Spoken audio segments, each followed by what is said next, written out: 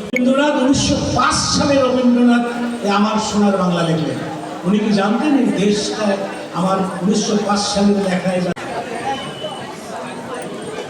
আমাদের রবীন্দ্রনাথ ঠাকুর matric pass করে, তাহলে নজরুল কিন্তু আমাদের মাঝে অমর থাকে।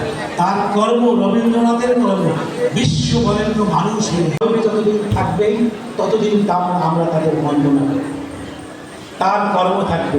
ঠিক তেমন ভেঙে পড়া যাবে না, আলোকিত হয়, স্বপ্ন দেখো, ভালো কিছু করার চেষ্টা করো। যখন আমি এই ধরনের থাকবে না, তখন পৃথিবী কি আমার কথা মনে রাখবে?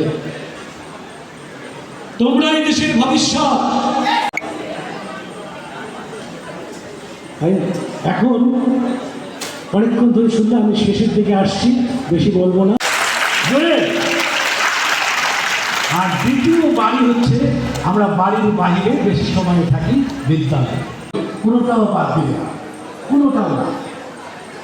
লেখক পরিচিতিটাও পড়ব, যে 10-2টা অধ্যায় করতেই হয়, 7 বছর পড়া লাগবে না, যদি পাস না। কিন্তু ওই 3 অধ্যায় উচ্চশিক্ষায় ভর্তির জন্য প্রশ্ন। আমরা সাংস্কৃতিক অনুষ্ঠানে চলে যাব, আমরা গান শুনবো, নাচ দেখবো।